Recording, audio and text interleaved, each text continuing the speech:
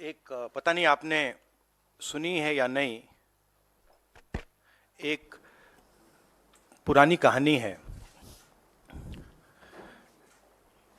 पहले टाइम, बहुत सालों पहले हिंदुस्तान में एक राजा हुआ करता था।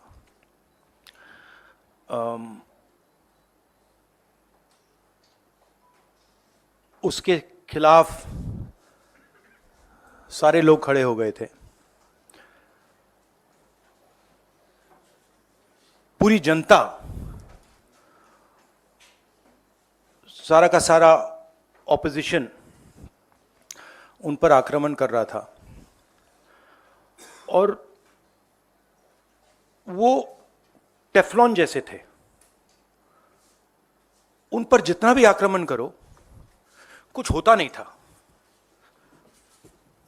तो थोड़े साल बाद जो ऑपोजिशन के लोग थे जो उसको रेजिस्ट कर रहे थे, वो बाहर एक ऋषि बैठा रहता था, उसके पास गया। उसने कहा कि बताइए, हमें बात समझ नहीं आ रही है। हम इस राजा पर 24 घंटा आक्रमण करते हैं, जनता इसके खिलाफ है, कुछ होता ही नहीं है। जितना हम इस पे आक्रमण करते हैं ऐसा लगता है कि हम गलत जगह तीर मार रहे हैं। तो ऋषि ने कहा, वो काफी नॉलेजेबल था, तो उसने कहा देखिए, एक्चुअली बात क्या है, ये जो राजा है इसकी आत्मा इसके अंदर नहीं है। इसकी आत्मा वहां पे पीछे एक छोटा सा घर है, वहां पे एक पिंजड़े में एक तोता बैठा है। इसकी जो आत्मा है ना, वो उस तोते के अंदर है। उस तोते को जाके आप पकड़ लीजिए, राजा खत्म हो जाएगा। बहुत इंटरेस्टिंग कहानी है, क्योंकि नरेंद्र मोदी जी की आत्मा अदानी में है। तोता कहीं बैठा है, राजा कहीं बैठा है, और बहुत समय के लिए सारी की सारी ऑपोजिशन राजे पे अटैक कर रही थी। मगर असलियत यह है कि राजा राजा ही नहीं है, पावर किसी और के हाथ में है, अदानी जी के हाथ में है। जैसे ही हम अदानी जी को टच करते हैं, इंटेलिजेंस एजेंसीज, स्नूपिंग, सीबीआई, मैं पहले सोचता था number 1 prime minister, number 2 Adani, number 3 Amit Shah. Actually ये गलत है। Number 1 Adani, number 2 prime minister, number 3 Amit Shah. अब हिंदुस्तान की पॉलिटिक्स हमें समझ आ गई है, और अदानी जी बच के नहीं निकल सकते, क्योंकि अदानी जी को हमने ऐसे घेरा है, तोते को हमने ऐसा पकड़ा है कि वो बच के नहीं निकल सकता है। और इसीलिए सारा का सारा हो रहा है डिस्ट्रैक्शन पॉलिटिक्स, कि देश की निगाह, ऑपोजिशन की निगाह पिंजरे में बैठा हुआ तोते की ओर ना चले जाए। तो हमें काफी क्लैरिटी है। आप देखिए, पूरे ऑपोजिशन के खिलाफ यहां पे एप्पल का नोटिस आता है।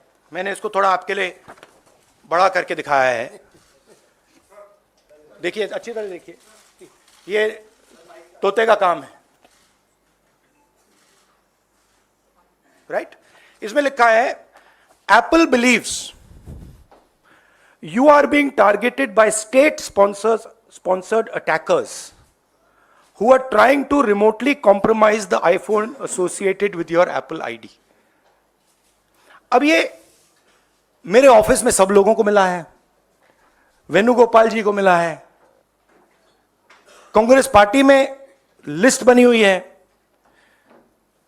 पवन खेड़ा, सुप्रिया, सीताराम येचुरी, अखिलेश यादव, प्रियंका चतुर्वेदी, महुआ मोइत्रा, राघव चड्ढा, टीएस सिंहदेव, लिस्ट है। और ये सारे के सारे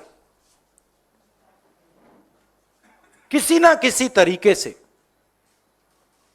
इस मामले में इन्वॉल्व है। और देश के युवाओं को मैं समझाना चाहता हूं, बताना चाहता हूं यहां हो क्या रहा है।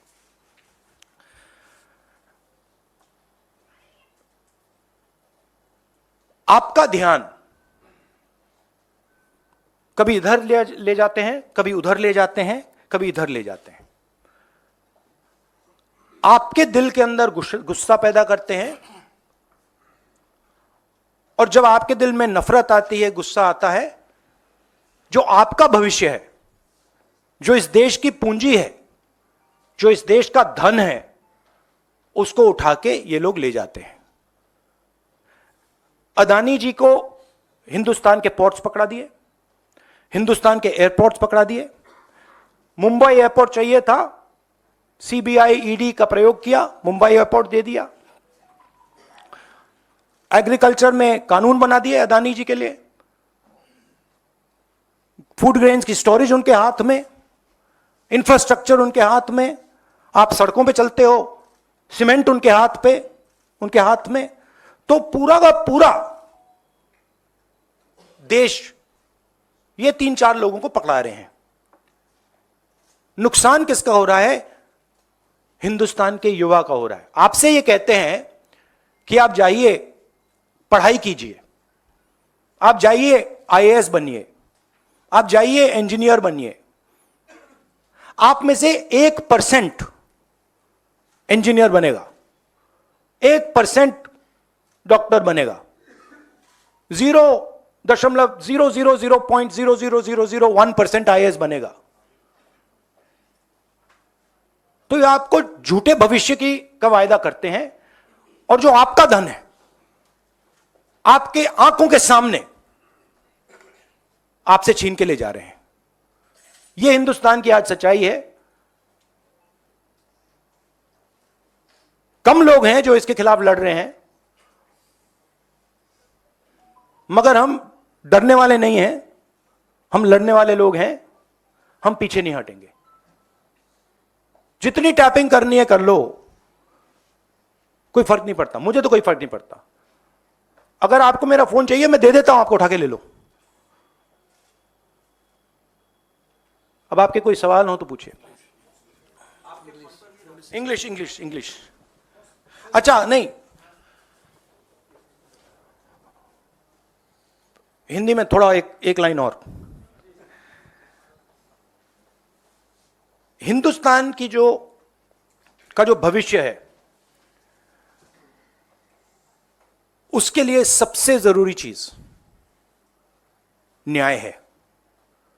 अगर इस देश में, इस देश की जनता को, इस देश के युवाओं को न्याय ना मिले तो यह देश आगे नहीं बढ़ सकता है।